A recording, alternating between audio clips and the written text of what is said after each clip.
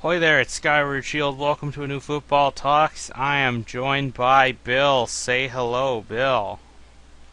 Hey, what is going on? Oh, yeah. Alright, so week 8 is in the books. We are about halfway through the season.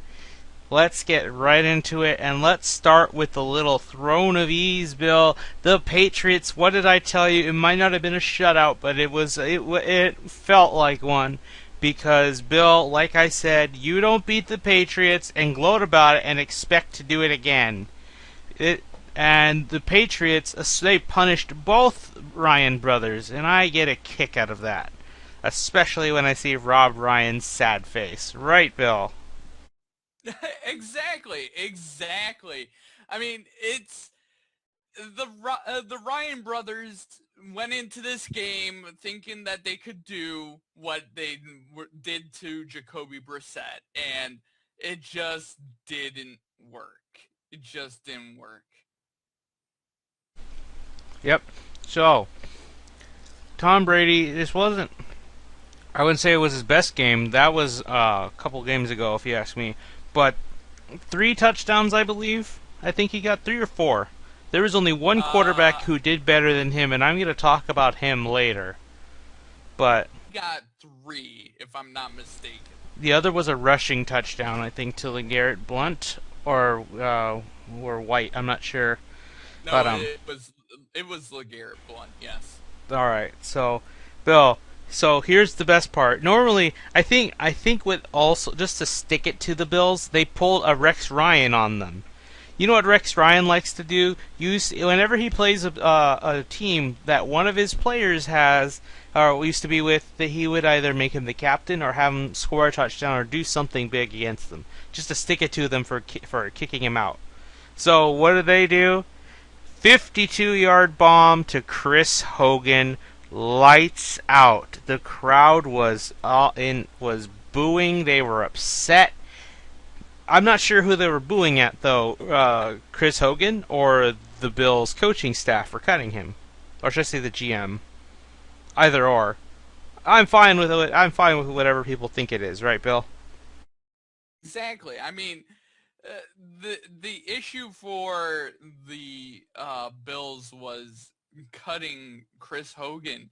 Why would you let a budding wide receiver go? Is beyond me. But less weapons for your quarterback and Tyrod Taylor. Uh, I mean, look at them right now.'re minus Sammy Watkins, and they can barely move the football This is how without bad it Tyrod is. Taylor's Today, legs. Percy Harvin is coming out of retirement to re-sign with the Bills. Yeah, and I mean he has a hip injury. He has a hip issue, you know, etc. etc. Yeah, so I don't expect much out of him, but it's such a bad situation for them. I'm pretty sure they're going to draft a wide receiver in the next coming rounds. Or probably they won't because Rex Ryan never drafts offense. I But that's mean, assuming he keeps his job this year, that by the way. oh, I think he's probably going to be fired. I won't lie. You know, if they didn't even go on that 4 game winning streak, I think he would have already been fired. Yeah, he would have been cut by the bye week. Yep, But I would agree. I still say I'm still waiting for the Colts to fire Chuck Pagano and the Jaguars to fire Gus Bradley. But I mean, we'll get to them later. But I will say the Patriots, Bill. It wasn't just that the 69th touchdown, and Gronk is having fun. That's his favorite touchdown. I just know it. Not, it's probably because of the number, but hey, it was a spectacular touchdown. Another deep ball. People say Brady can't throw the ball too deep. He can't throw beyond 20 yards. Everyone, and look at that. A couple of those touchdowns, if not all of them, were big plays. No, 2 out of 3 were big play touchdowns. The last one was a out of the pocket throw to Danny Amendola, And which finally a I wide think receiver getting a touchdown. I think it's way too early to say that Brady can't get the ball downfield. I mean, the other issue is he's a older quarterback that's smart and taking what the defense is giving him. If they're not giving him anything deep, he'll kill you going short.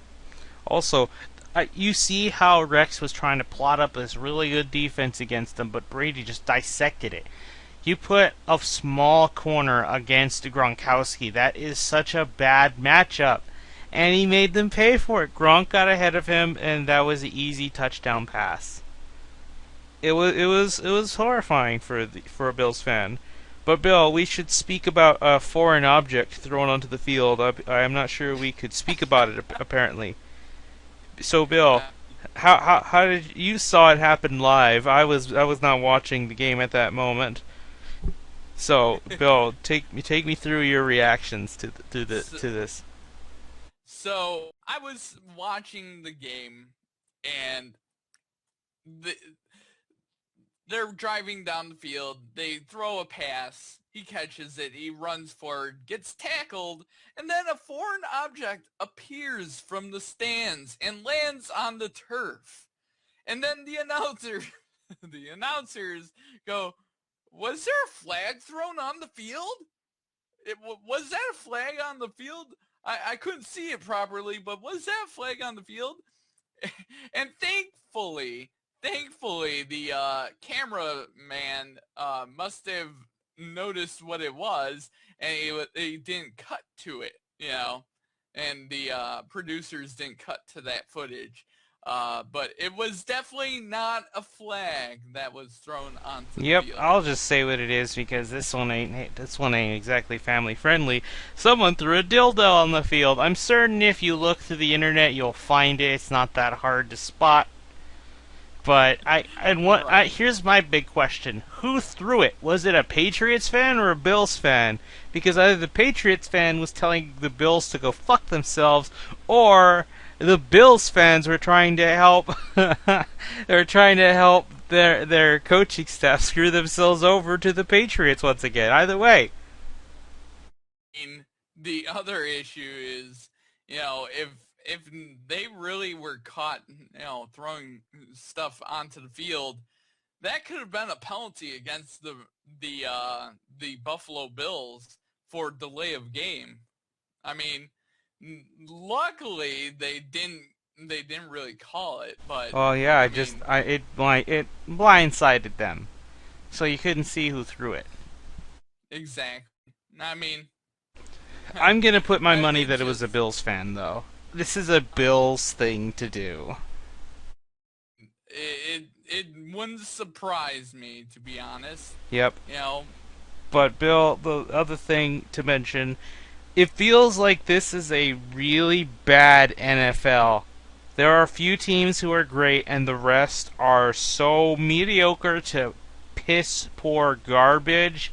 It's like, okay, the Patriots, to me, are the clear AFC, and if not, the Super Bowl favorite. I would agree with that assessment. Like, the only other team on the NFC side, it feels wide open. I say it's the Seahawks that are going to get in. It could be the Vikings, but the Vikings were exposed again.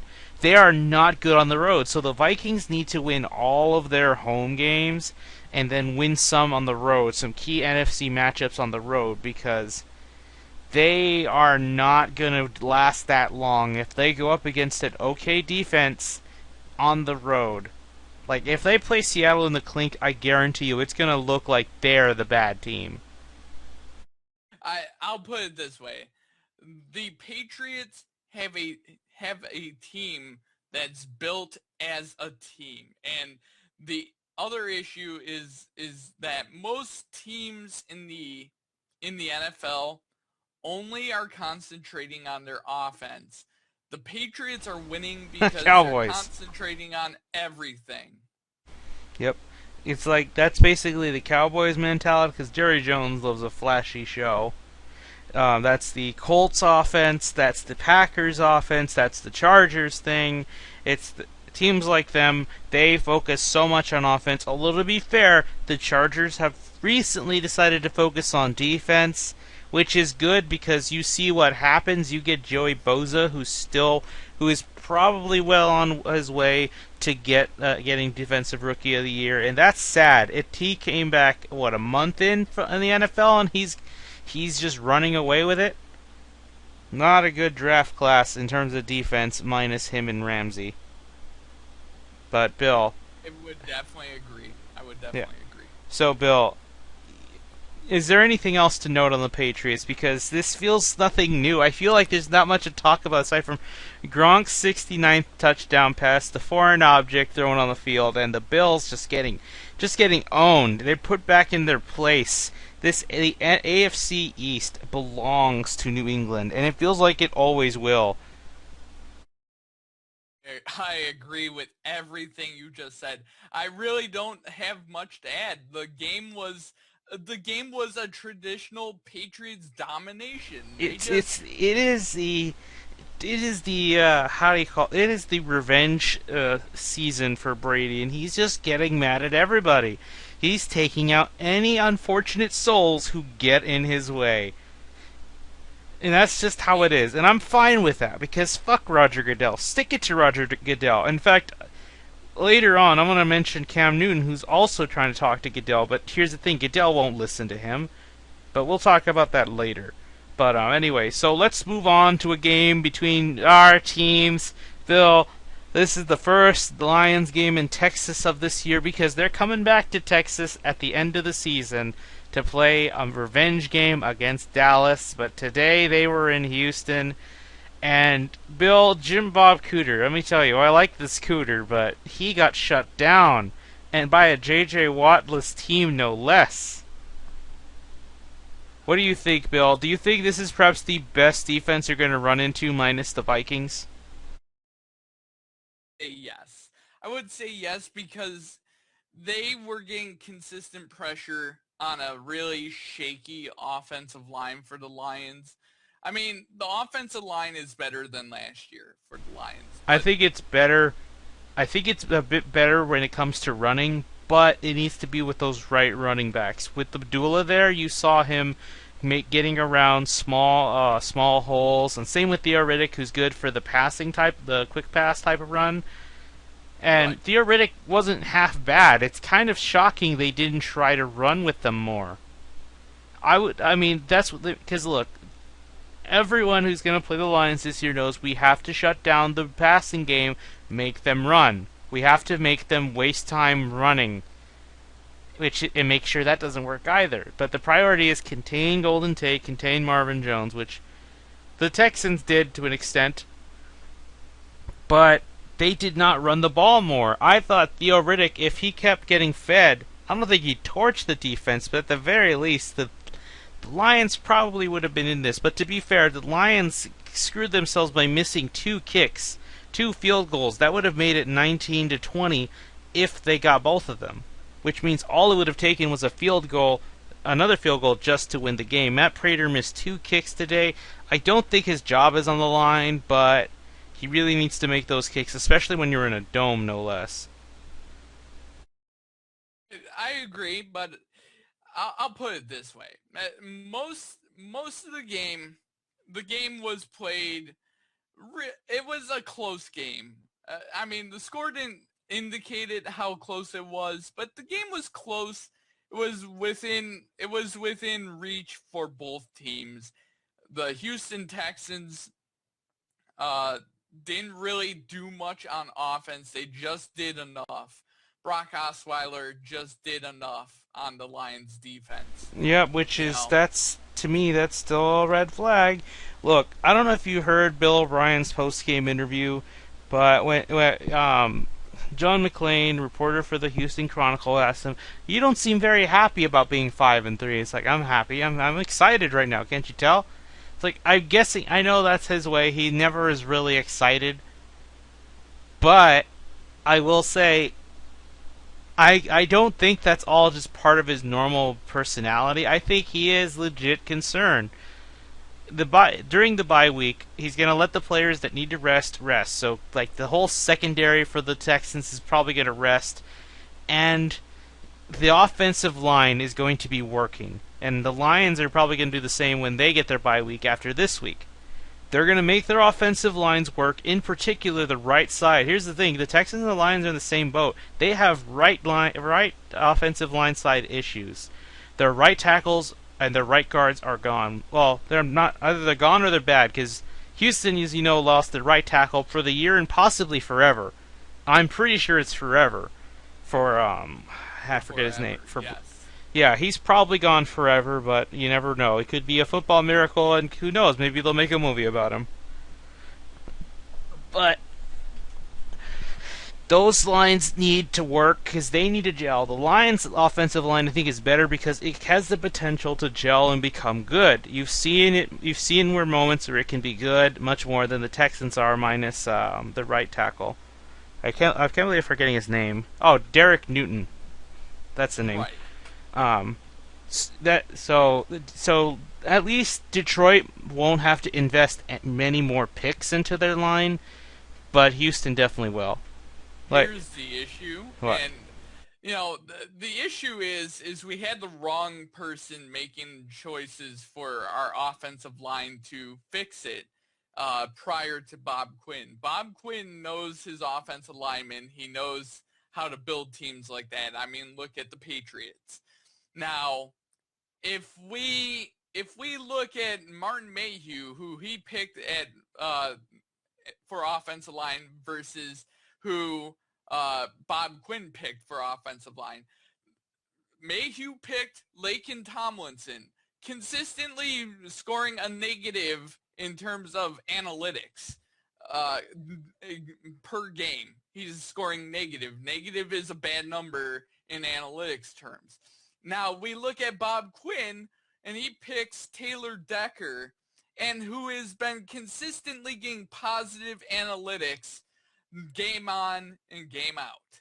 So it is a story of I trust Bob Quinn's picks way more than I trust Martin Mayhew's pick for the Lions offensive line, and we need to dispatch with whoever Mayhew got for that. Yeah, and that's how I feel about Rick Smith. I think Rick Smith is a good GM.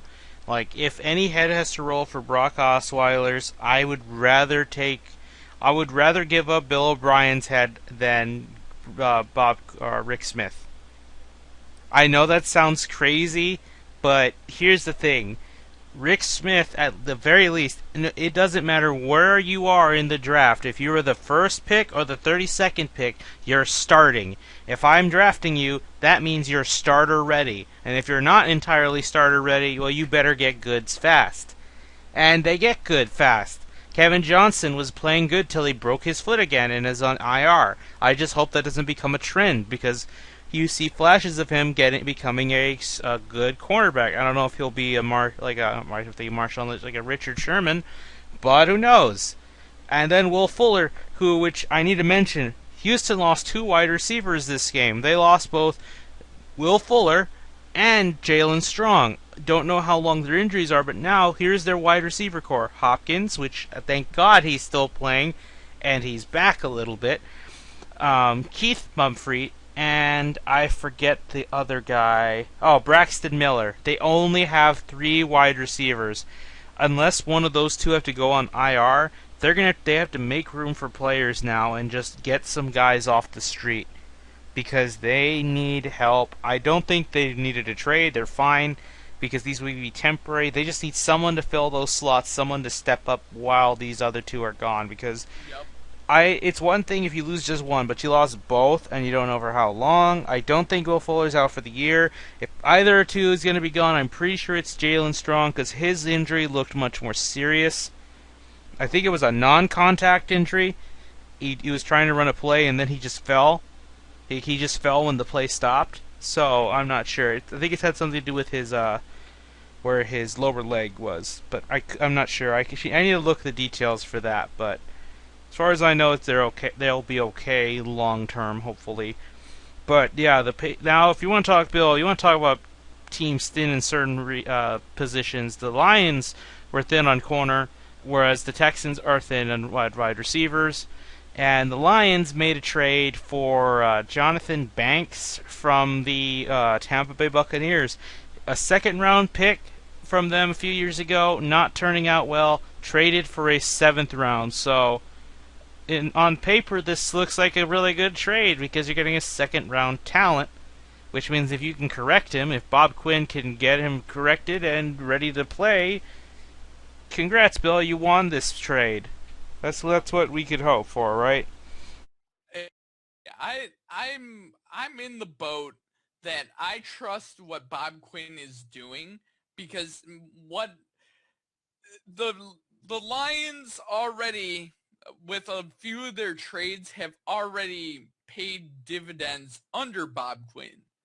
So I'm already starting to trust him to make those decisions. And here's the main thing. That is a good trade because I think a 2nd round pick that got let go from his other team and got traded to a team, that motivates a player.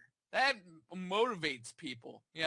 Whereas, he's sitting in Tampa, he's in Florida with the Florida lifestyle, gets to go to the beach every day. You don't get to go to the beach up here. You have to work hard. It's cold as all hell up here. Well, Bill, you could go to the lake.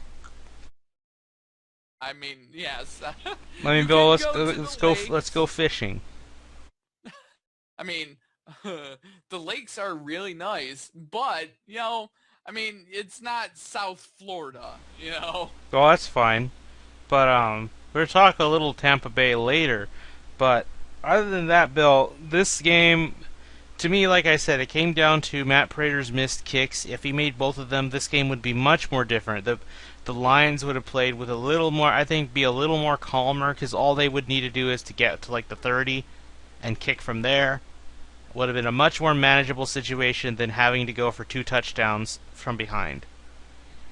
This thing I want to say is, it's still a very big disservice to the NFL and to anyone that watches, the NFL, that the referee of this game was refereeing this game at all. He should not be refereeing games. There was far too many penalties against both Houston and Detroit. It's literally ridiculous. We need to take these refs to school. You can play a game and let these players play the game. But Bill, I think we can both agree this wasn't the worst ref game at all. The worst one was in Nolans. That's a... I don't know if you heard of all the calls, the non-calls that were made, but I think the Seahawks were very upset because they thought they should have had some plays called or flagged in their favor, and it never happened. Then flags that were called that weren't credible enough. It went both ways, really, but the whole game was bad. Yeah, the Seahawks at a point were getting out-flagged. Had like 7 penalties. New Orleans only had 1. And then, not just that, referring back to the Cam Newton thing, there was also plays not called for him or Carson Palmer, but again, I'll get to that later, but it's just these refs, I feel they're getting worse and worse every year. Dean Blandino says, "Oh yeah, we're gonna get them trained up. We're gonna fix things. It's gonna be better next year. Next year. Ah, that's too many next years for me, Bill." It's embarrassing. It's embarrassing that college football referees are better than NFL referees, and that's let's trade because I thought college refs were supposed to be the bad refs. But they aren't. Yeah, not anymore. So anyway, the other thing in regards to the quarterbacking, I hope people I hope people just don't stop talking about the whole Stafford for MVP candidacy. I think this is gonna quell it, especially. Well, no wait, they have one more game, but if those are the Vikings. I think that Stafford for MVP candidacy is going to not die out, but he's gonna have to really come back after the bye strong. Just I don't know. I'm not saying he needs to drop 50 points on a team, but he needs to make more statements if he really wants that shot. I'll put it this way: it was already dead on arrival at the very beginning. No one's gonna give a Detroit quarterback the MVP. Hey, unless didn't he they has give? an amazing year. Well, Bill, I think of it this way: didn't Barry Sanders win MVP at one point? He should have. Yes, he did. So, okay, Bill. I mean, I like to be a little more positive than you here and think, okay, there is some hope for Detroit at least. Well, the thing is, Barry Sanders. It took a 2,000-yard season for Yeah. Barry Sanders. Here's the thing. You know something Stafford himself pointed out. That year he threw 5,000 yards, he wasn't even considered as an MVP. Aaron Rodgers, who had weaker stats than him, was the MVP, I think. Either he won the MVP candidacy or he was like one of the finalists and didn't win. I'm not sure. Here's the two criteria is your stats and how many games you won. And those are the two major stats right there. Yeah. That's why when Watt didn't get that MVP candidacy, I was afraid, oh, he's probably not going to win it ever again. That's what I thought deep inside, and it feels like it's coming true, especially if he doesn't come back the same way next year, which let's hope that's the case.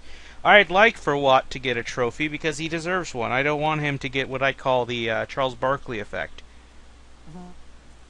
where you're a MVP, and in Watt's case, he is a once-in-a-generation or lifetime type of player, and you don't even win a fucking ring. That's not good. It's either bad team or on you, but I don't say it's on Watt. I think it's quarterbacking and all that stuff. But we've heard that song and dance already. But yeah, Osweiler threw another touchdown and a pick. It was not fun, but I will say Hopkins, people. Okay, Bill. So one of my friends, I kind of had an argument with this guy. I mentioned him in the last podcast, Andrew. He thinks Dez is a better player, and I don't think he's a top. He says a top 3 wide receiver, Bill. If you want to talk top 3 wide receivers, Bill, I'm gonna say my 3. In fact, we have to start prepping for the Pro Bowl picks next week, Bill. So I think we could talk offense there. But here's my preview: the 3 people I'm suggesting for the wide receivers are A.J. Green, Julio Jones, and Antonio Brown. I think they're the 3 best wide receivers right now in the NFL. I mean, did you not see that 2 weeks ago or so? That Hail Mary he caught with one hand against the Browns. I mean, it was against the Browns, so on one hand you could say that didn't mean much, but at the same time, against multiple bodies, it's got to mean something, I would think. And here's the other issue with Dez. And Dez has been hurt the past couple years, and really AJ Green, Antonio Brown, and Julio Jones overall have been way more healthy. And my criteria for my top 3 is about recent production and lifetime production. Antonio Brown's been consistently great. Yeah, even without Martavis Bryant. Dez Bryant has been consistently great, but the different factor I have another factor for me. Has been his injury history. You know what my problem with him is? Ball control. And this is where I think Hopkins beats Dez in. Sure, both can get the deep ball, assuming their quarterbacks are viable, because, well, I mean, my friend could argue, oh yeah, he's not catching any deep balls this year. Oh yeah, but that's Brock Osweiler. He made Brian Hoyer look like a suitable quarterback. Now I wouldn't say he's Super or playoff quarterback, but at the very least he made Brian Hoyer and Brandon Weeden and T.J. Yates look like comparable or regular season quarterbacks. But if you see, there's a catch where Hopkins just snags the ball with one hand and secures it. That's what I like about Hopkins. His hands, just like Dez, his hands are big, but he's much better at securing the ball. That's why I say, when I looked at it again, the reason why Dez didn't make that catch in Lambeau was because he tried to reach his hand out to the end zone. If he focused on securing it in his body, that probably would have been a catch, and Dallas might have won the game. I'm not saying they would have, because Aaron Rodgers that year was playing great. He's not where he is right now, but I'm saying that they could have probably won that, maybe, if he just focused on ball security over being a hero. That's why I can't say Dez is the top 3. He needs to get over that stigma. He needs to focus on ball security. He's not good at securing catches. This has been a nagging issue, injured or not. Right, Bill? Or do you agree or do you disagree? I would pseudo agree. I mean, I think that's more of a once in a little bit type thing compared to. But to me, it feels like it happens all the time when you need it the most. Again, my biggest my evidence would be that catch and Lambo. The reason why it wasn't secure was because he tried to reach out. If you focused on holding it in your chest with your arms, that ball's not going anywhere. I mean, and the other issue is, I mean, all of them are great. It's like splitting apples and oranges. Those are 1A, B, C, and D right there. It's not like there's a definitive 1, 2, and 3. There's not an order. I mean, literally, any single week, any of those 4 could be, if you really look at them, a number 1 receiver. Well, I say good luck to Dez and Hopkins since they've been quiet this whole year. They're not catching up to those 3, especially Julio Jones. Hell, I wouldn't be surprised if Julio Jones got Offensive Player of the Year for his yardage. But anyway, yeah. Bill, I think we can safely move on to the next game on our list. The final game, actually. Speaking of Dez, how about those Cowboys? 6-1. They now have the best record in the NFC. Because the Vikings lost to the Chicago Bears. Who would have thought, Bill? The Bears always seem to steal one from the current leading division, which that actually worries me, Bill, because last year that happened. The Packers, who were leading the division, eventually lost it to the Vikings.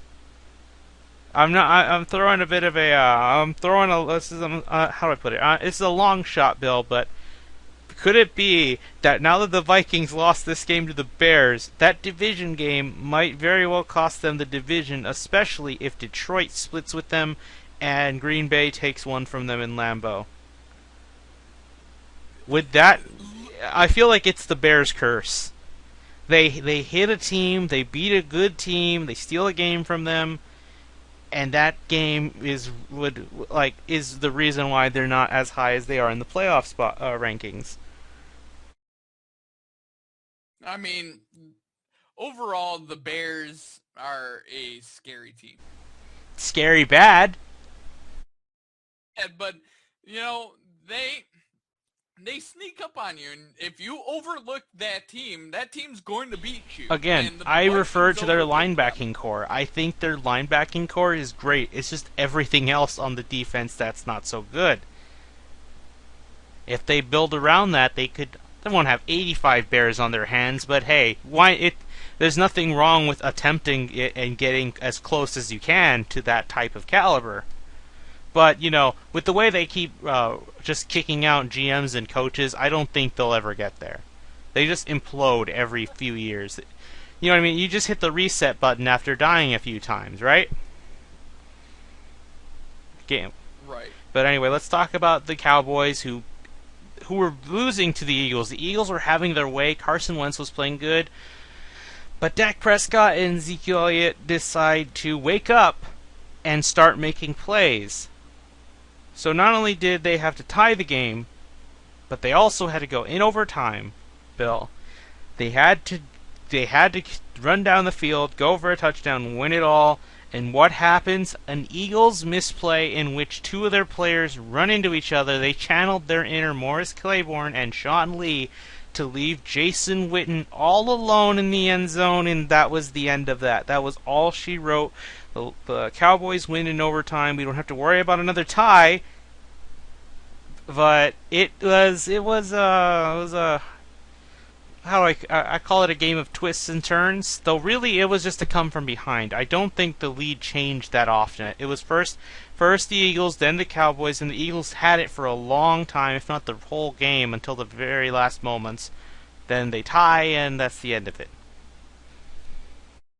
It was a pretty interesting game. I think it was really the Eagles defense really uh let them down, especially in I overtime. know you're happy Because because you hate Jim Schwartz, Bill. I mean, I'm kind of happy, yes, because Jim Schwartz. The more he loses, the better it is for me. But I mean, the Eagles defense just let them down, and they let Dallas convert on a fourth down in overtime. I mean, that tells you something. Yeah, but at the same time, let's look at it this way. For a while, the Eagles' defense was having their way with Dak and Elliott. Maybe that's rookie mistakes, rookies under pressure. Because look, they haven't really played any good defenses up until now. And the Eagles' Yeah, defense, I always said it was overrated, but now that Jim Schwartz has come into the building, he's actually made an influence. He's made this defense, I don't know if I would say top 10, but at the very least above 40%. Like the top 40% minimum. I'm probably giving them I'm probably doubting them still a lot more than I should. But they gave the Cowboys a bit of trouble, and that's why I'm thinking when it comes to the final week, the Cowboys would do well to hold on to this lead for as long as they can, because if there's a chance that the Eagles can take the division and it comes down to the final week, first off, that's going to be a Sunday Night Football game, because, Bill, I don't know if you know this, but you could hear in Al and Chris's voice that, oh my god, the NFC East is good again.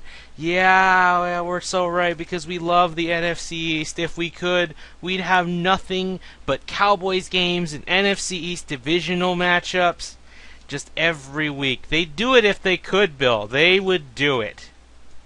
Wouldn't do, but Yeah, what, Bill? I, yeah, exactly. They are so biased to the NFC, to the NFCs. Hopefully, when Mike Tirico takes over, he can pick a little more fun games. I'm not saying Browns, Ravens, and hoping for the kick six to happen again, because that's not happening Mike again. Tirico taking over for? I'm looking forward to that, Bill. Should be fun. Who is he taking over for? Chris Collinsworth. Chris Collinsworth's in a contract year. Oh, okay. And they're probably not going to re-sign him, because I would take Tirico over Chris Collinsworth. I mean, I don't like Al or Chris, really. But to be fair, I prefer them over Jim Nantz and Phil Simms. Because they think they know everything football, and really they don't. They don't. Oh, I knew that this flag was coming. No, no, Phil, no. Stop talking. No. I mean, they were pretty annoying in Madden. I think they actually got rid of them and put other voices in there, or other announcers to replace them. If I could choose, I'd take Troy Aikman and Joe Buck. But that's just me. Anyway, so here's the thing. Dak Prescott was not having a good game. He threw an interception in the end zone, a really big mistake. He really tried to force one in there. And for a little bit, they contained Ezekiel Elliott here and there. Of course, he still made his plays. He still got his obligatory jump over a player, like a what do you call those things you jump over in relay?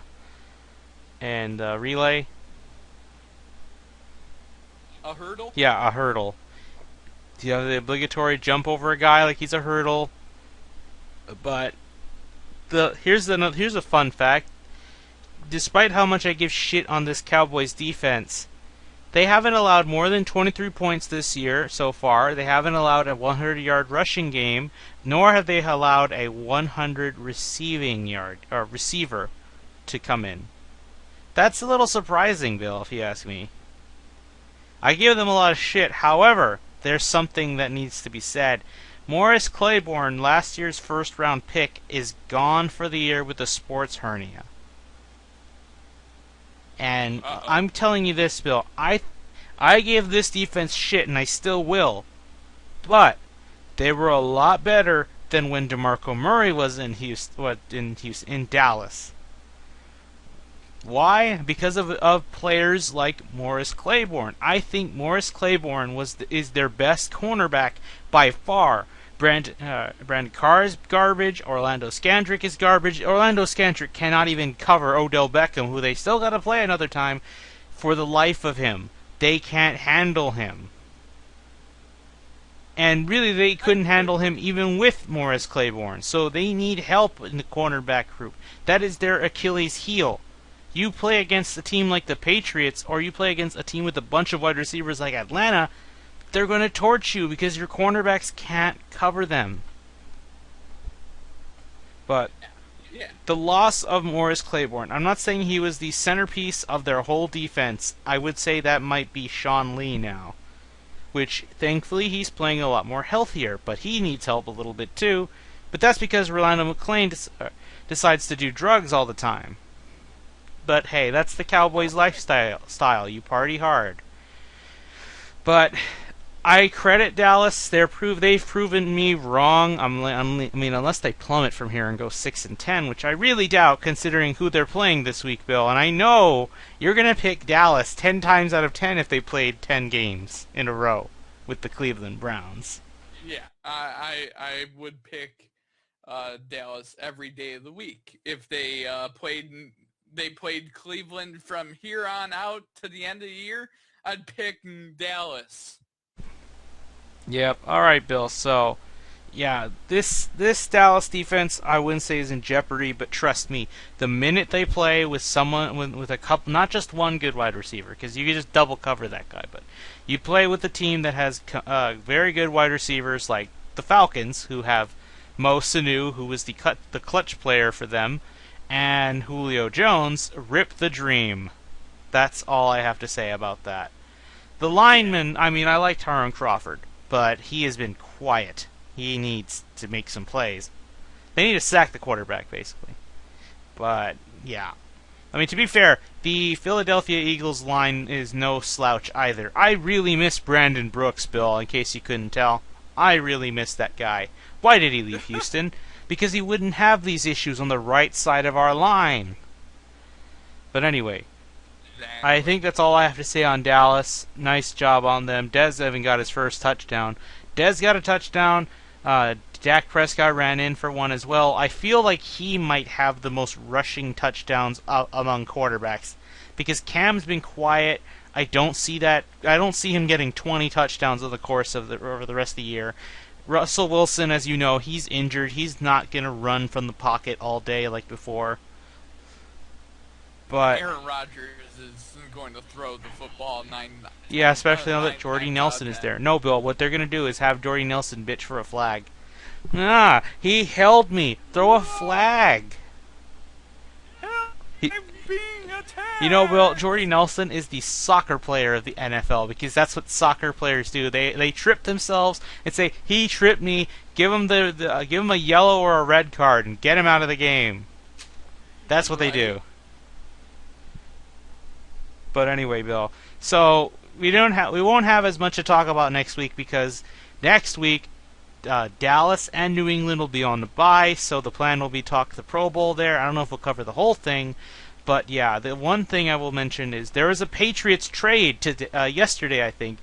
Jamie Collins to the Cleveland Browns for a third-round pick, I want to say. Third or second-round pick. Which the Browns are happy to oblige because they have a shit ton of draft picks. Bill, was this a good trade or a bad trade? What do you think? The simple fact, it was a very good trade for the simple fact that he was in his contract year and the issue is he wouldn't sign the contract that they offered him. He wants Von Miller style money, and he's not worth it. So why try to re-sign a player like that when you can trade him? And I think that's just the Patriots sort of showing Jamie Collins not to screw with them because they traded him to an 0-8 football team. Here's the thing, though. Cleveland has a shit ton of money. If he wants Von Miller money, he went to the right place. It used to be Jacksonville, but they gave Malik Jackson Von Miller money. No, more than Von Miller ever makes. And guess how he is. He got ejected from the last game. Good boy. Good job, son. I'm pretty sure he's gonna get fined. I'm pretty sure he got a fine or a suspension. I'm not sure. But anyway, yeah, I agree with that, Bill. But for the simple reason, the Browns have a lot of money. If you just want to make money and you don't care about winning or losing, you go to the Cleveland Browns if you have the talent. At the same time, however, Bill, because as you know, are you fine, Bill, with the Cleveland Browns trajecting upwards after this season, after they go 0-16 in your mind? What do you think? I can see them being better team. They're not going to be a winning team, but Well, I can this see is them it. being a It better takes team. trades like this because what did I say, Bill?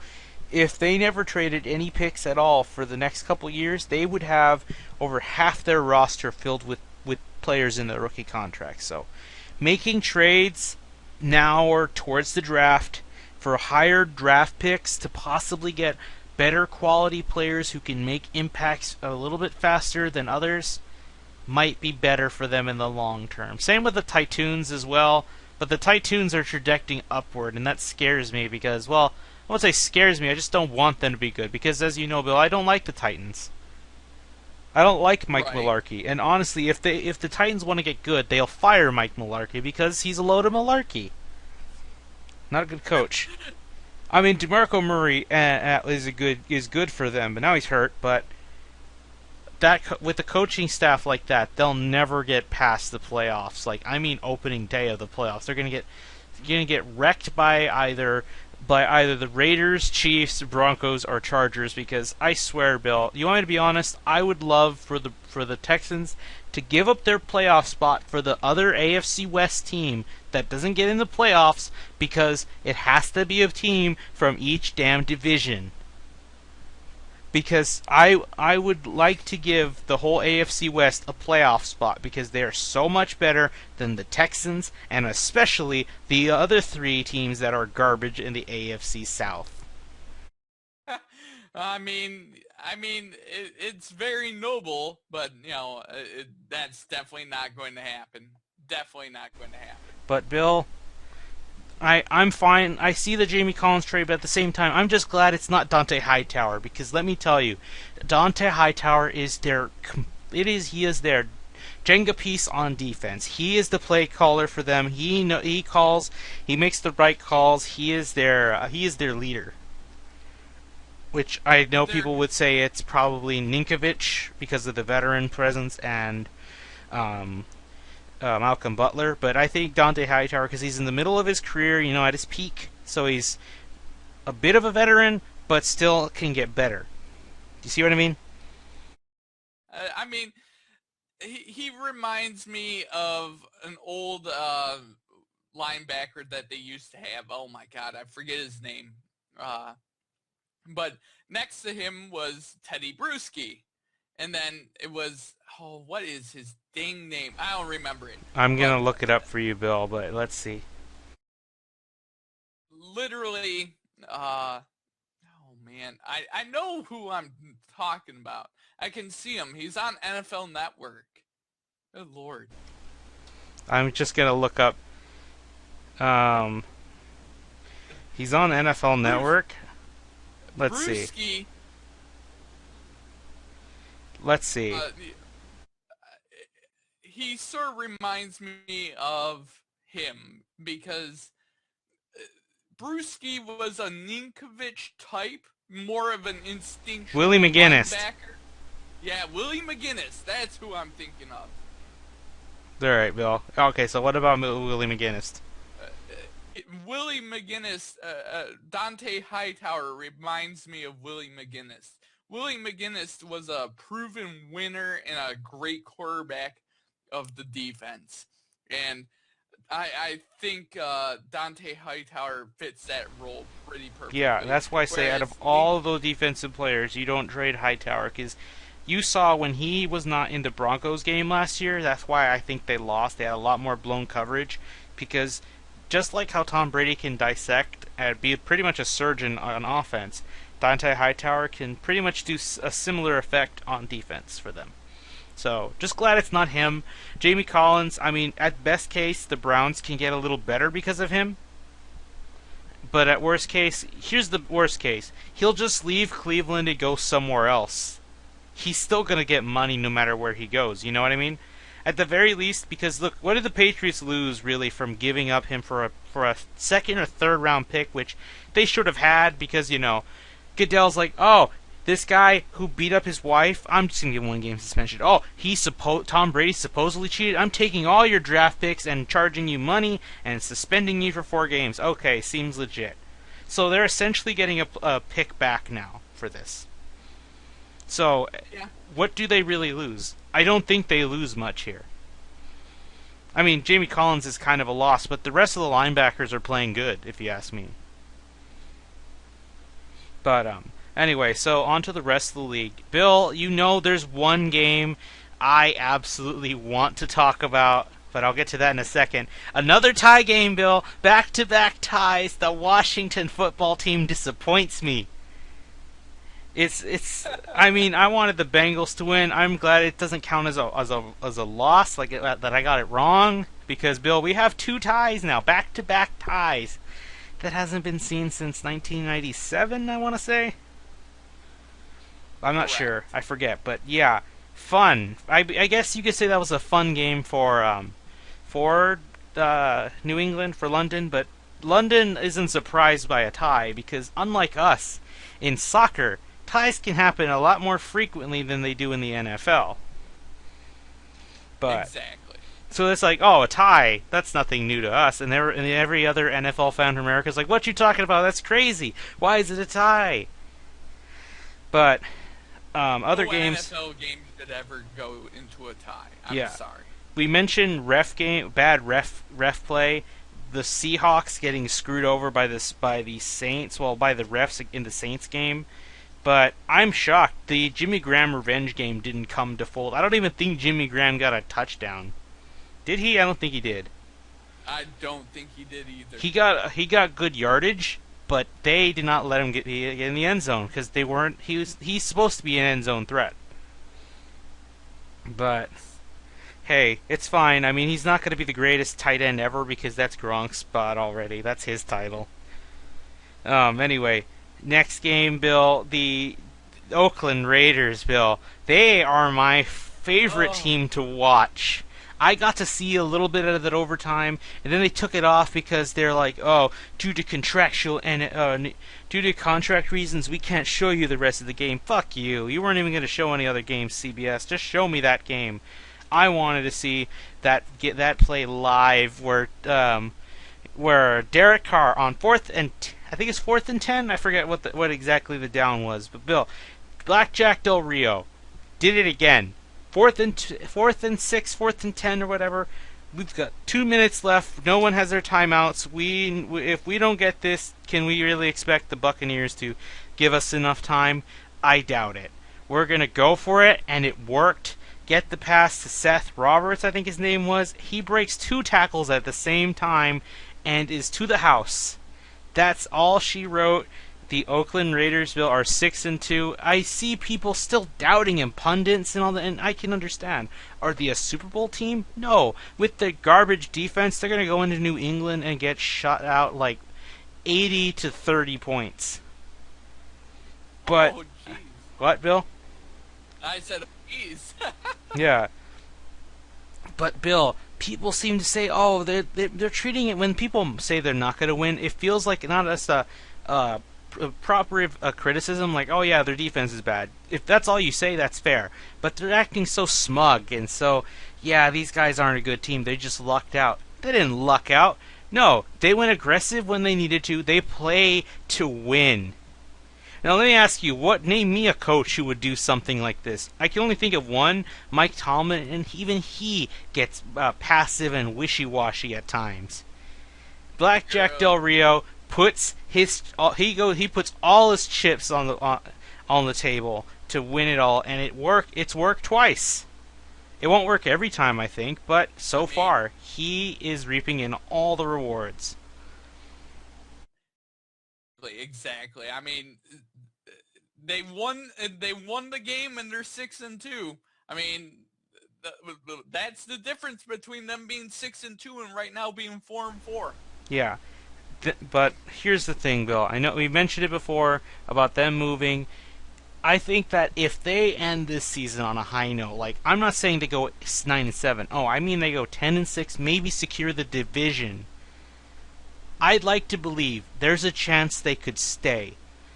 At the very least, if they have to move, because as things stand now, the owners don't want them to move. The only ones that want them to move are Jerry Jones and Roger Goodell. But thankfully, this isn't a situation where Roger Goodell says, my word is final, I want them to move, so they move. This is a very complicated situation where you not only need the NFL's consent, the owner's consent, but you need both cities' consent, essentially, somewhat.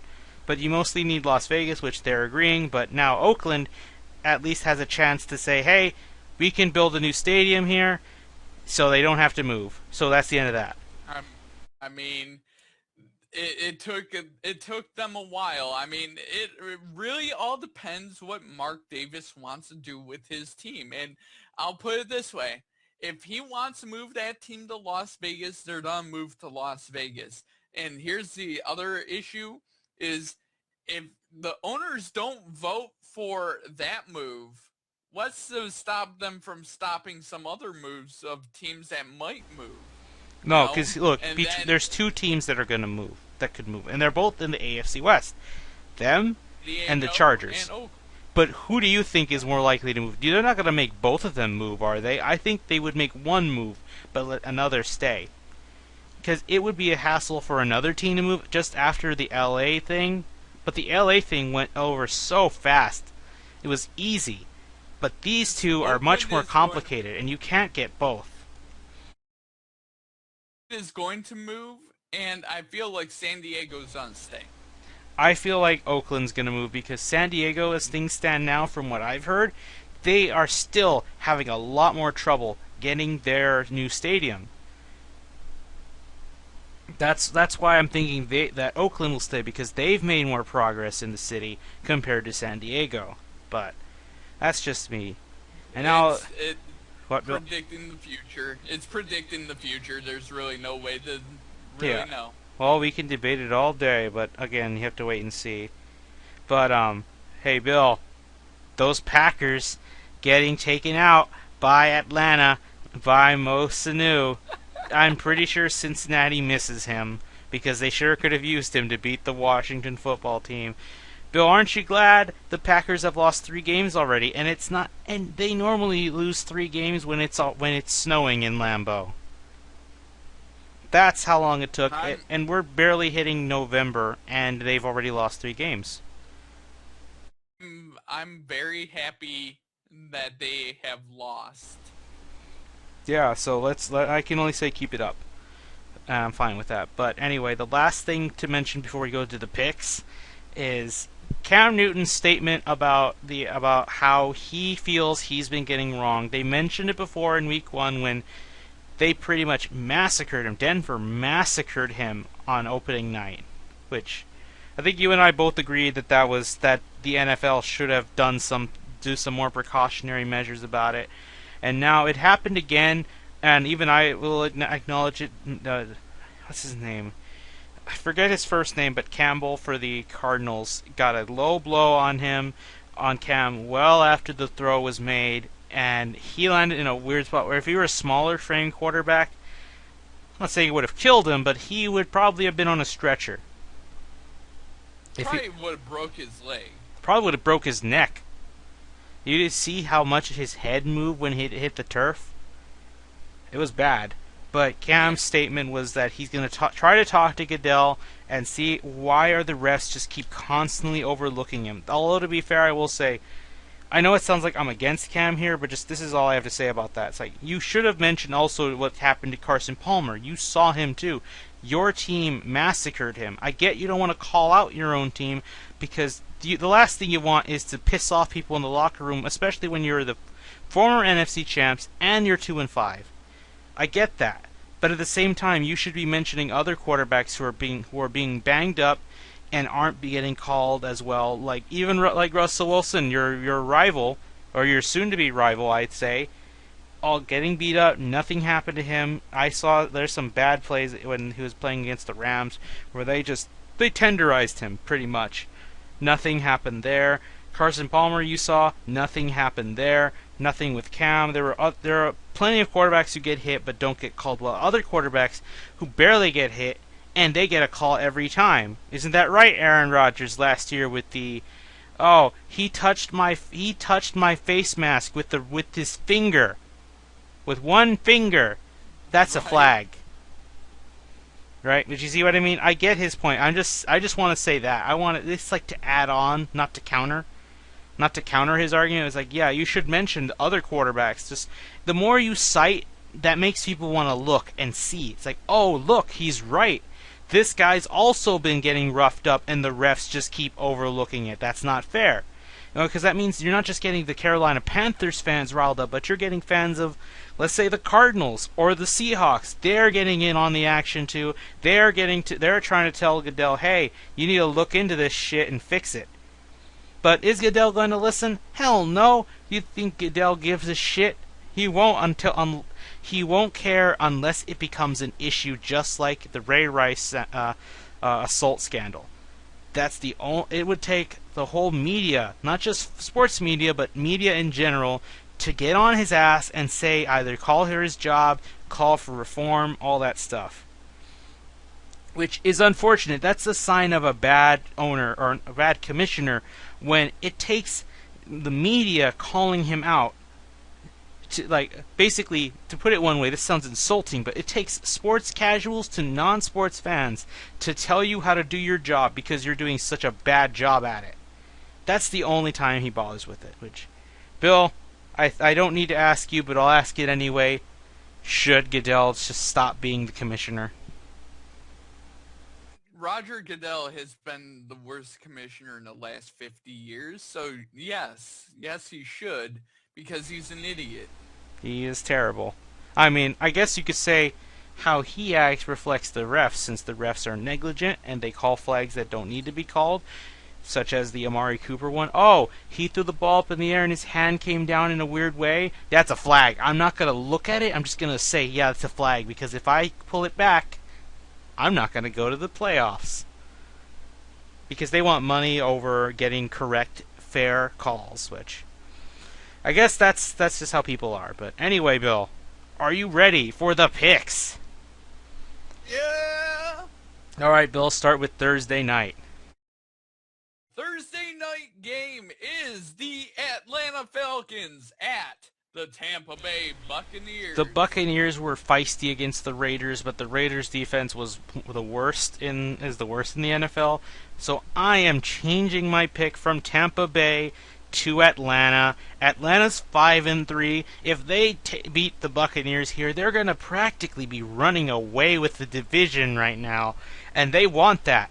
They don't want the Panthers, who won their last game, to start gaining traction and then just sneak up from behind and steal the division from their hands. No, they want it now. They want to guarantee it now, so that's what they're going to do.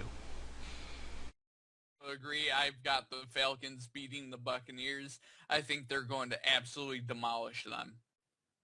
All right. The Sunday games. The first game up, the Detroit Lions at the Minnesota Vikings. Sorry, Bill. The Lions going to go negative. I mean, I said they were going to lose 4 straight before the bye.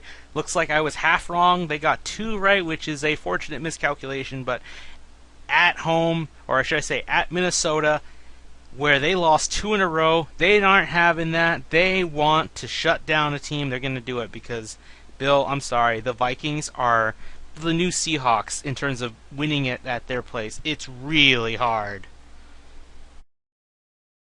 I'm going to go contrarian here, but I don't have a lot of faith in this pick. I'm picking the Lions just because Sam Bradford's the quarterback of the Minnesota Vikings. Well, Bill, it's picks like these. Well, you gotta hang those onions, Bill. Oh. All right. Next up, the Philadelphia Eagles at the New York Giants. These two same records. Whoever wins this game will be on the driver's seat, but they'll at least have a better shot at a wild card spot. I'm gonna go with the New York Giants. They're off a bye. They're refreshed, and this Philly defense looks a little exposed. I've got the Giants winning as well. The Philadelphia Eagles, I trust Eli Manning more than Carson Wentz Yeah, this although week. I will say, I just feel that every team in this division is going to split. Next up, the New York Jets at the Miami Dolphins. I have the Dolphins. These Dolphins are looking rejuvenated with Jay Ajayi. I think it was just the player they needed to jumpstart them. Hopefully, Ryan Tannehill can get off the schneid because his career is on the line as a Dolphin player, and this is a team where you can do that because on offense they're not doing good. So if your defense can win some battles for you, you got this. I say the Dolphins win this one and go even. Jets winning in a shootout 38-35 game. I just think the Jets are going to have the football last, and that's how they're going to win. Let's see if Fitzmagic wakes up again. Next up, the Jacksonville Jaguars at the Kansas City Chiefs. The Jags are going into the Chiefs' kingdom, ready to be hunted by the Kansas City Chiefs, and they will take their pelts, hang it up on the wall, because the Chiefs are gonna blow the doors on Jacksonville, and Gus Bradley may be fired this week. I need to make sure. No, they're still not on a bye week. I think they already had their bye week. But I'm going to go with the Kansas City Chiefs. Chiefs absolutely demolishing them. It's going to be a blowout. All right, next up, the Dallas Cowboys at the Cleveland Browns. This is such an easy game. This is a guaranteed win. Cowboys going to go 7-1. They love proving me wrong already. Jesus Christ, just stop. I've got Dallas winning this one. It's winning an easy game. Very easy. All right, next up, the Pittsburgh Steelers at the Baltimore Ravens. Bill, you love your 13-7 game. Here it is. I have Baltimore winning this. No Big Ben. This should be in Baltimore's hands, I would think. Come on, Baltimore. You need to break even with this one. Of Baltimore beating the Steelers and Landry Jones at quarterback. Sorry, Baltimore. Easy. All right, next up, the New Orleans Saints at the San Francisco 49ers. We're at the 4 o'clock games now. I have the New Orleans Saints. I don't think they'll put as much points as they usually do, but hey, they're going to get the job done. 49ers going 1-7 like they belong. Got the Saints absolutely demolishing the 49ers. It's going to be easy. The next game, the Carolina Panthers at the Los Angeles Rams. I'm going to go with the Panthers. I think they're starting to gain momentum after beating the Cardinals. They need to win pretty much every game from here on out if they want a legit shot at getting into the playoffs. They can lose no more than one, if you ask me. And even then, that still might be a risk. No, what am I saying? This NFC is garbage, so go ahead. Panthers can go in at 9-7. I've got the Panthers winning this game. Close game, but I agree. I got the Panthers as well. Next up, the Indianapolis Colts at the Green Bay Packers. This is the dream, Bill. This is the dream. I've been hoping for this matchup, and both teams are disappointments. But come on, your defenses are so bad. In fact, don't even play defense. What I want to see is 100 points combined in this game. I want to see a complete shootout. Andrew Luck and Aaron Rodgers comfy in the pocket, breaking down the other team's defenses and scoring a lot of points. Ultimately, though, I gotta go with the home team. I'm gonna go with Green Bay. Like you said, it's going to be a shootout, a lot of points scored, but I have Andrew Luck and the Colts. Next up, the Tennessee Titans at the San Diego Chargers. An injured DeMarco Murray, whether he starts or not, I would not want to start him since he's the best player and you don't want to risk losing him for the year. The Titans need to take this loss and go back to being the Titans because I think Phillip Rivers wants to win badly. I also agree. I got the Chargers. They're going to light up the scoreboard, I think. All right, next up, the Sunday night game, which is the Denver Broncos at the Oakland Raiders. This is the first time I've ever seen in the lineups the Oakland Raiders in a Sunday night football game. The black hole. We're going to the black hole, Bill, and I have the Oakland Raiders taking this game. It won't be easy, but I think the Raiders are going to pull one out of the hat again, steal this game from the Broncos, and be on the driver's seat. I hope that happens, but I'm going to pick the Denver Broncos. I feel like Trevor Siemian's playing just good enough to win games. Ah, Bill, you hung all your onions on the Lions game. Come on. Oh man, I just that defense. It's difficult to pick against that defense. I think the Then Raiders have Monday proven night themselves game, already. and then the Monday night game, the Buffalo Bills at the Seattle Seahawks. Oh, the Bills are going to get spanked in the clink. They're going to be throwing foreign objects all over the field on Rex Ryan because this team's going to go fuck themselves when they head back. I have Seattle also in the driver's seat of their division. Seattle winning this game very easily. It's going to be very easy. All right, Bill. Next week's Thursday night game. Thursday night game is the Cleveland Browns at the Baltimore Ravens. These Ravens are going to go 5-4. I think that there's no way the Browns are going to win over there. I don't care if Terrell Pryor plays lights out. It's not going to be enough. I've got the Ravens. I got the Ravens easily winning as well. Yep. All right then. I think that'll do it for this video. Do you have anything else to say, Bill? Good. All right then. We'll see you guys next week for week 10.